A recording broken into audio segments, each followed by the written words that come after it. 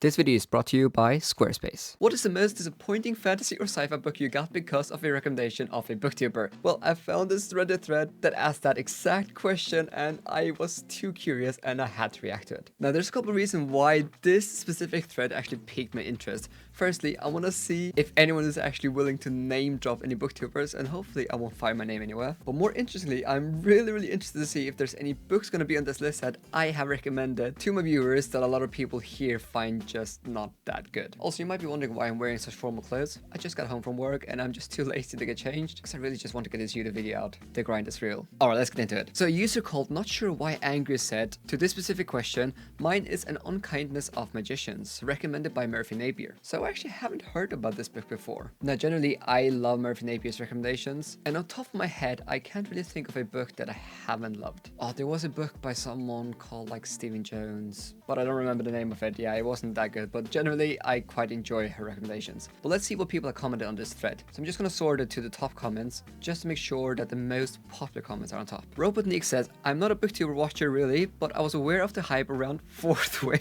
and without reading any reviews, picked it up. It was not to my liking.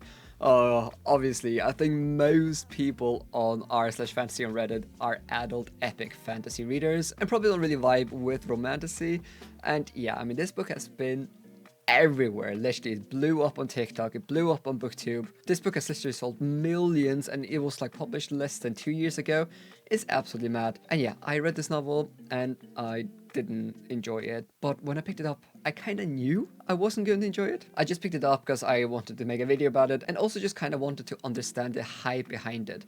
Now, I do think that Rebecca Yarros, what she tries to accomplish with this novel, she does really well. It hits all those like sweet notes of a good epic romantasy, so I kind of understand it. But yeah, I'm fairly certain that probably at least 80% of my viewers wouldn't enjoy Fourth Wing, so I can definitely understand this user here. And this comment had 311 upvotes and was the most upvoted comment on this thread. Let's go to the next one. First, Viscon Nelson writes, Rage of Dragons. Any book Daniel Green loves, I end up disliking. On the other hand, if Mike from Mike's Book Review loves something, I'm usually on board. Just a taste thing. So I've actually read Rage of Dragons quite recently. I read it for my page on Viking Book Club. I enjoyed it, but I expected to love it as much as like John Gwynne, which is an author Evan Winter is often compared to. I just thought there was too much action in Rage of Dragons, and I never really related to the first character, who was just overly angry throughout the whole book. Now, I know that Daniel Green, he really loved this one, but I'm fairly certain that Mike's Book Review, he also enjoyed Rage of Dragons. I don't think that this user actually knows that Mike's Book Review actually likes Rage of Dragons. But yeah, I generally also feel that I maybe agree a bit more with Mike's Book Review now, but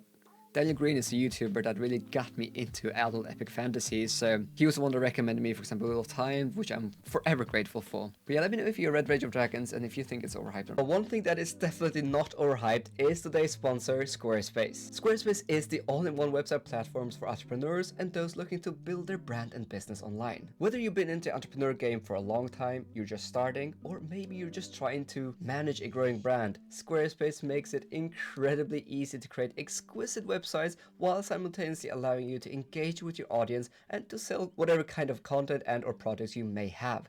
I mean, it's all in one place and it's all on your terms. If you're a little unsure about using Squarespace, fear not. Squarespace literally provides every single tool that you'll need to create a dream website. They have hundreds of layout options and every single one of them is customizable with their new design intelligence, which by the way combines 2 decades of industry-leading design expertise and cutting-edge technology. It will literally empower you to build a beautiful, personalized, and excellently tailored website that fits your unique needs and crafts and original identity. You can head over to squarespace.com to start your free trial today, and when you're ready to launch your website, head over to squarespace.com/libraryofaviking to save 10% off your first website. Thank you so much to Squarespace for sponsoring this video. Next comment with 228 upvotes, hands down the Poppy War.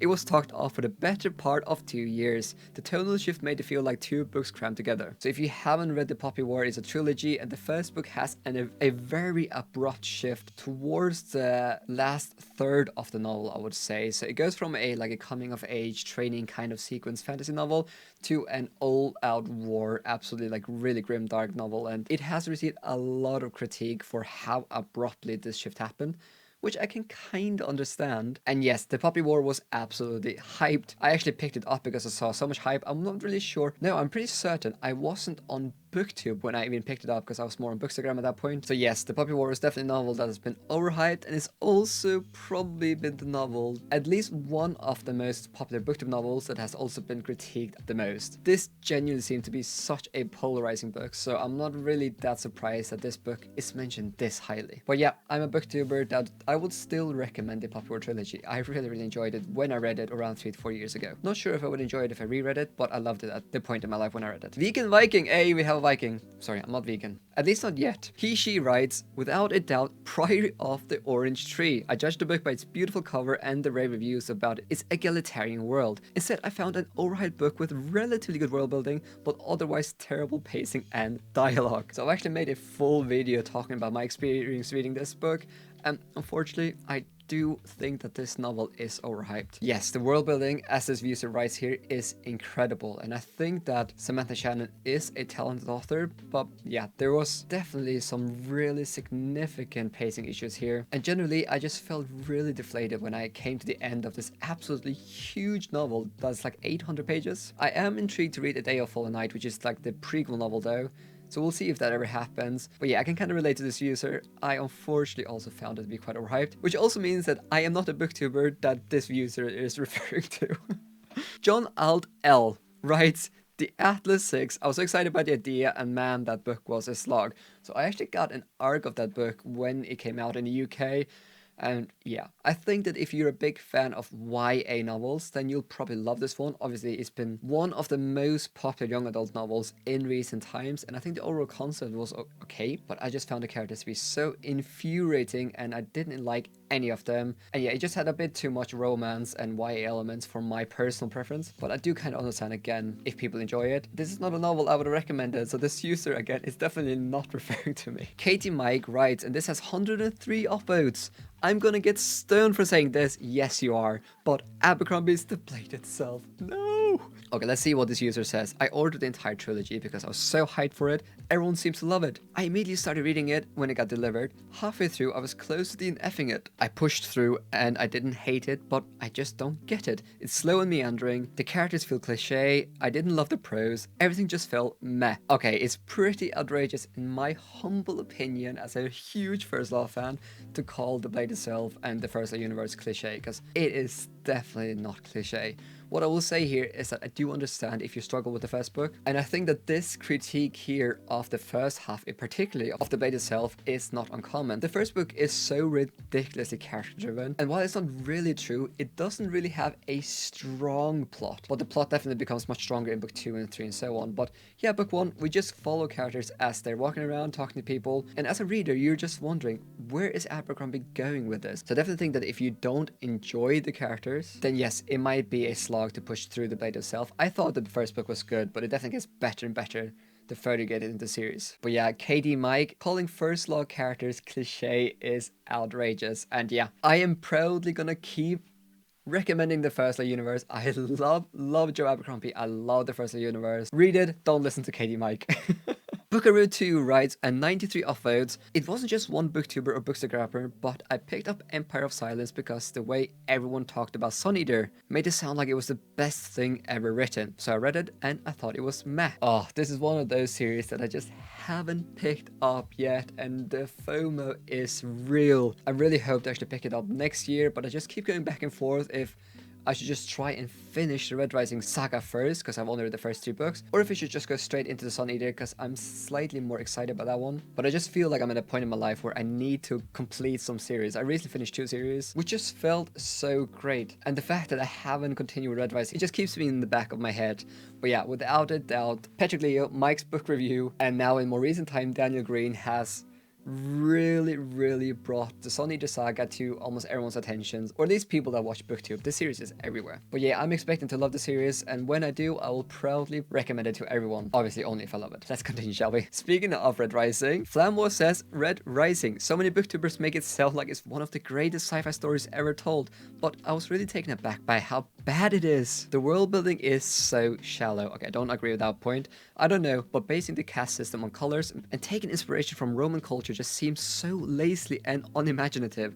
Wow, that is savage. So I don't think the world building was lackluster, or what was the word this user used? Oh yeah, shallow. Definitely don't agree with that one. And yeah, if you watch my channel, then you know that I overall enjoyed the Red Rising saga. I had a great time with it. I didn't particularly love the first book, but book 2 and 3 I really enjoyed. But I think just my expectations were too high when I picked up the series. I genuinely expect this series to become a top 10 easy series for me, maybe a top 5 and potentially even top 3, because everything I've heard about this series just sounded like it would be right up my alley. And while I did love it, I just didn't love it as much as I expected, which kind of led me to feel a bit deflated after I finished the original trilogy. And it's been like a year and I still haven't continued. I still do want to read the whole saga because, again, I did really enjoy it, but I wouldn't say that my experience was as atrocious as Flamore writes here. But yeah, do you think the Red Rising is massively overhyped on Booktube? It is definitely hyped, but I suppose the question is it adequately hyped or is it overhyped? It's definitely not underhyped. Next one writes, with 70 upvotes, Daniel Green recommended Legends and Latte and I thought it was boring and nothing really happens in it. Well, my friend, that is cozy fantasy. Not much is supposed to happen in cozy fantasy. Now, I did watch Daniel Green's review when it came out a while ago, and I'm fairly certain, if I remember correctly, that Daniel Green made it pretty clear that this was a cozy fantasy, and a cozy fantasy is a novel that focuses on cozy elements. It doesn't really have a strong plot often. Now, if you're looking for grim, dark, or Lord of the Rings or something, then obviously Legends Latte is gonna be a horrible read. But if you're feeling a bit depressed or just looking for something new to the genre, I think Legends Latte is a wonderful recommendation. I love the first book, and I also really enjoyed Bookshops and Bone Dust. So yes, I'm one of the booktubers that will still continue to recommend Legends Latte, because it's just a great time. IKCU says, Night Circus, which I haven't read yet, but he or she also says Nettle and Bone. I feel like I agree with so many people on this thread because I really disliked Nettle and Bone. I almost couldn't even finish it, which is pretty shocking considering how short this novel is. It's set in a kind of like a fairy tale-esque setting, and yeah, it was just not my jam. I really tried to get into it, but after I read like 30 pages, I was like, I hate this story. And since it was so short, and at that point in my life I really struggled to finish books because I was in a bit of a slump, so I just pushed myself to read it, and yeah, genuinely I didn't enjoy it. I picked this novel up actually because of, I think it was Elliot Brooks that loves this novel, and generally I love Elliot Brooks recommendations, but this was just a huge miss for me. The next one also says Red Rising. Then we have, okay, I'm not gonna read that name. Stormlight. Okay, I'm glad to see that this one is quite low, because genuinely, Stormlight is so good. This user writes, I love fantasy a lot, but I can't enjoy the dialogue and prose anymore. I've been trying to read a lot of Pulitzer Prize winners every month, and I keep comparing books to things like Lonesome Dove, The Road, All the Light We Cannot See, and To Kill a Mockingbird. So without a doubt, I think the most common critique of Brandon Sanderson's writing is his prose. The prose is quite simplistic. It doesn't really fill you with a lot of like wonder. Sanderson is certainly no like Rothfuss, Ted Williams, or Robin Hobb. His prose is just quite straightforward and to the point.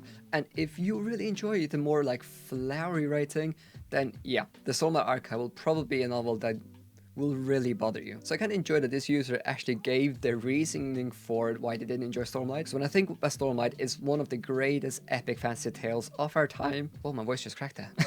But if writing style is incredibly important for you, then yeah, you probably won't love this one. But yes, I'm a booktuber that would recommend the Stormlight Archive. Read it, read it, read it. It is phenomenal. So we have another Red Rising here from Dispenser of Pest. And then we have Sunbather that says Name of the Wind and Wise Man's Fear. I don't really have much to say here. If you watch my channel, then you know that this is a series that I actually expect to absolutely love, but I'm not going to read it until Patrick Rothfuss actually releases that chapter he promised. But yeah, I made a whole video about the Patrick Rothfuss controversy if you want to read it. I don't hate that man by any means, but I just don't really want to support him at the current time as long as this controversy is ongoing. But yeah, definitely a very hyped book on Booktube, especially a couple of years ago. Angel Lost 97 says, with 25 upvotes, so not that many, The Sword of Kaigen. I just don't get the hype around this one at all. Genuinely, if you ask me, what is the best fantasy standalone you have ever read? I would probably, at least on top of my head, mention The Sword of Kaigen. This novel is just incredible. Beautiful writing. I love the themes analyzed here. The world building is so unique. The characters are phenomenal. Oh, this novel is just top tier fantasy. I will say though that the climax is at the halfway point of this novel, and then the second half of the novel really changes focus and becomes much more like a character exploration, and there's a lot of elements of like depression, grief, and loss, which are really heavy. So I can kind of understand how this novel might not work for everyone, but yeah, genuinely almost everyone that I've come across in this community love this novel, and I think for good reason. This book is just incredible. So we have another one that says Red Rising, and then a Dr. Gonzo says, maybe unpopular, but The Blacktongue Thief by Christopher Buhlman really did not do it for me. The main character felt very Gary Stu, and the plot pacing seemed very frantic to me. I'm genuinely so surprised how many comments on this thread I've actually agreed with. I think that if you enjoy swashbuckling and humor, then you will love The Blacktongue Thief. But if you know a bit about my reading taste, then you know that generally I don't really enjoy those kinds of novels. But one question I have is, what are the most promising ongoing fantasy series? Well, you can check out this video to find the answer. Oh, you're still here and you want more? Well, the good news is that I have a Viking book club on my Patreon. If you join my Patreon, then you get access to an exclusive book club where every single month we read one book together, and the book can be put forward by you. If you join tier 3 or 4, then you can put a book forward, and then I randomly choose a book from the pot that we end up reading together, and throughout the month we discuss the book on the Patreon chats. And then we also have Zoom hangouts, which honestly are some of my favorite times of the month. This month we're reading this book, and next month we're gonna be reading this book. Also, since I launched my Patreon, I basically spent my money back into the channel on video editing. I've had more than 40 videos professionally edited, so if you want to support what I do here and also help me upload more consistently, then I'll leave a link in the description down below.